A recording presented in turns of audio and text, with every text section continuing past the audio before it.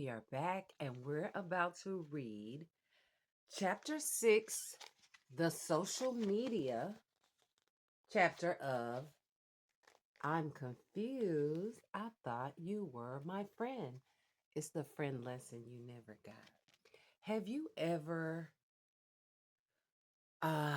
if you're on social media and you post content or just you post anything about good things that are happening to you, not so good things that are happening to you just post and you have friends that follow you on your social media platforms and they're actually authentic and real friends outside of social media. Have you ever had like where they are not like reacting to any of your content that you're posting?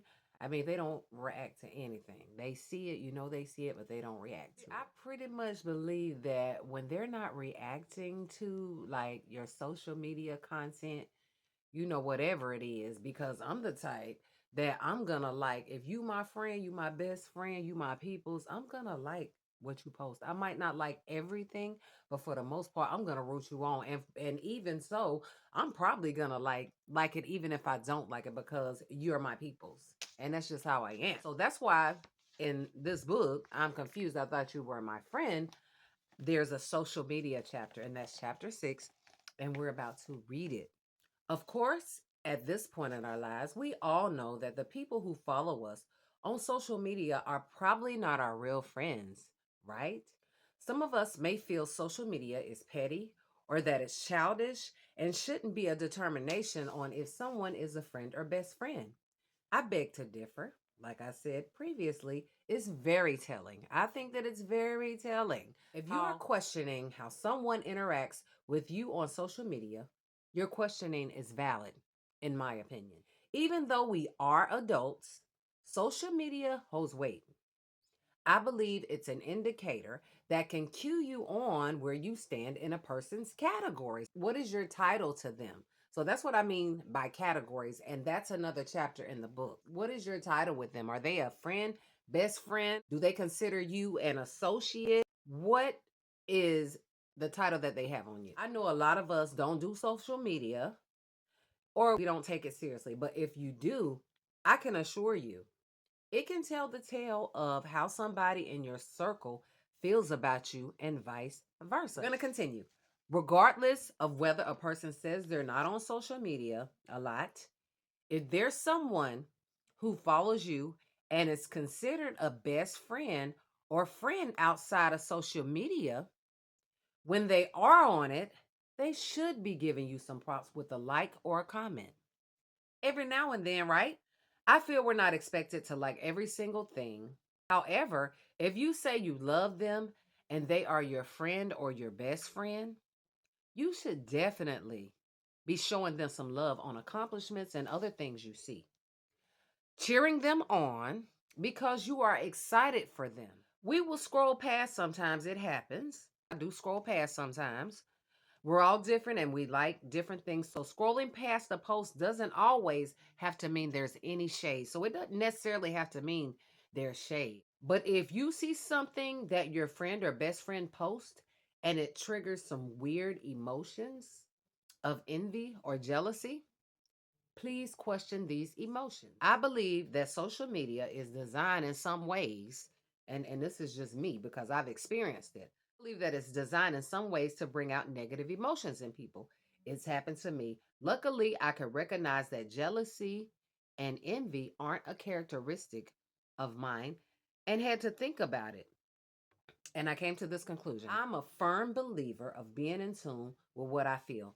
I've trained myself to pinpoint where my emotions are derived. I feel like I'm kind of like emotionally intelligent a little bit, just because I've taught social and emotional learning for a long time. So I feel like I'm pretty much like in tune. I learned from those lessons myself.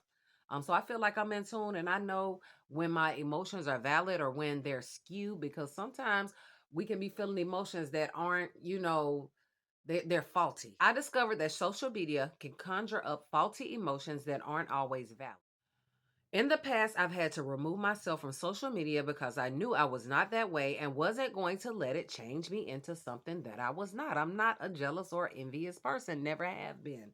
I've never been that way. And I found myself years back when social media was being introduced, being envious of what I was seeing that my friends was posting. And I was like, wait a minute, never felt this way. And I recognized that, man, no, that's not me. This is something else. This is another beast. This isn't coming from me because I'm not that way. What I did, I had to remove myself from social media. I'm not ashamed to say it. I was getting those little faulty like feelings of jealousy and envy. Weren't from me. It was something that I feel like I said, social media conjures up that. So I believe it's designed to do that, is to conjure up negativity. I was not that way and wasn't going to let it change me into something I'm not. I say this to say, if you are feeling negative feelings over a friend or best friend post, don't let it get the best of you. Those emotions are not real.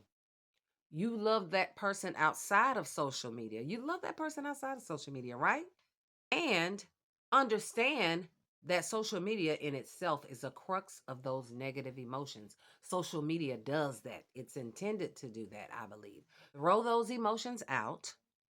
Trust me, scrolling over someone you call a friend or best friend post with no reaction could be sending vibes of hate that you like you're a hater or something. I mean, if you scrolling past their post and not and not, but then you're on like celebrities post and other people post and you're loving it and you liking it, you really interacting with them, but you scrolling past the person that you call your best friend or friend, that's kind of like that's shady. That's all I can say. It's pointing to shade. It's giving shady vibes to me. Okay, vibes that hint you may feel a little envy or jealousy towards them. So that's what your friend or best friend is probably thinking, that you might have a little envy or jealousy towards them. I mean, you say you love them and you talk to them outside of social media, y'all have an established friendship or established best friendship, and you scrolling past, hmm, something up with that. Hopefully those emotions are those faulty emotions that I was talking about, that aren't real and are conjured up by social media. It's intended for that reaction by social media. So hopefully it's just that. Because why wouldn't you simply like a post? Why wouldn't you simply like a post? What could be your other reasons? I really want to know, especially if you frequently like and comment on others' posts. I genuinely would like to know why, because I'm clueless as to why you wouldn't. Now, I could be wrong, and I hope I am. I really hope I'm wrong.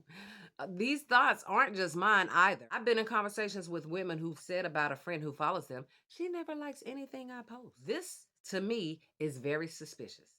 But I digress. If this is you, ask yourself. I want you to ask yourself, if this is you, ask yourself, why don't I like anything my friend posts? Be honest with yourself. Ask yourself that. And give yourself an honest answer. And hopefully, it's simply what I mentioned earlier. Social media has the intention, sometimes can be negative, and that's what it is. And it conjures up negative like emotions. So hopefully that's what it is. We have completed chapter 6, social media. Chapter out of I am confused. I thought you were my friend. Stay tuned because we're going to be reading other chapters. We won't read all of them, but we're going to read other chapters because you all need to get this book. This book is fire. It's really fire. Thank you for listening.